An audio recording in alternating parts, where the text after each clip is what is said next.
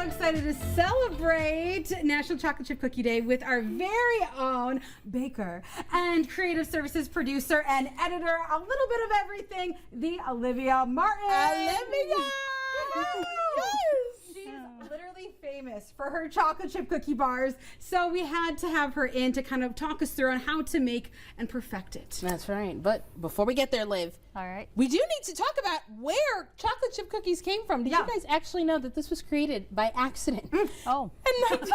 In 1937, a woman named Ruth Graves Wakefield, she was baking cookies and she actually had run out of baker's chocolate chip.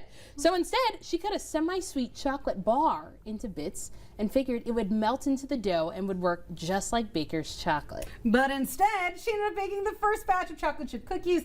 Obviously, the rest is history, and delicious history. A delicious history. And she published the recipe in 1938, and it was later promoted by Nestle, which brings us today. But Olivia, walk us through the recipe that you use. Okay.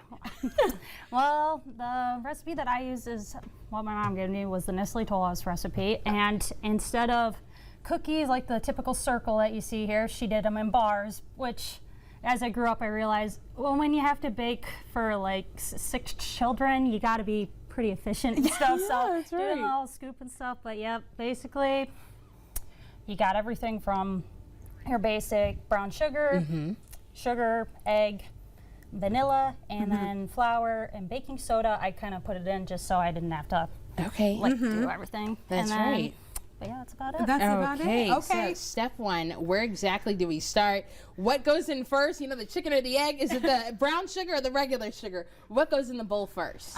For me, it's, well, this is always last. Okay. Because The dry ingredients. The dry ingredients, but these two always go first, and then I add the egg, and then I put the butter in, and then the vanilla extract. Okay. Do you want us to start putting some of the stuff in right now? Oh, yes. Okay.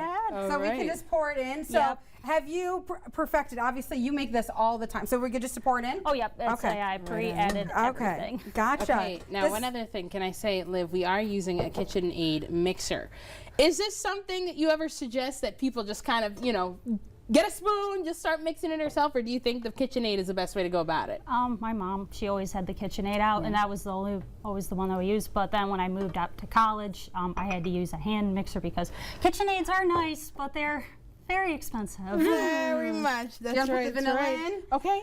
Just a little spoon right here. You mentioned, Olivia, about the baking soda, baking powder. Do you need one or the other, both? Because I think a lot of times people, when they make chocolate chip cookies, it can come out so many different ways, like thick, moist, thin, you know, that sort of thing. So does it matter which one you use? It does vary in different results, because this one we used baking soda instead of baking powder. This one, it gives it a little more crisper taste around the edges. And then for the baking powder, I don't usually use this one, but one time I did it and it basically rose up a little bit higher and stuff. So a lot more fluffier and a lot more cakey. And so that's the one I've always used, is baking soda. Baking soda. Okay. Yep. Now we've got this stick of butter. The whole thing in there, or just part of it? Dump the whole thing in there. Dump her all in there. Nicole, you ready to turn her on? Oh, you betcha. All right. Wait, before you turn it on, I gotta crank this up, because otherwise it's not gonna get it. Oh, okay. So crank this up like this. Yep. Oh.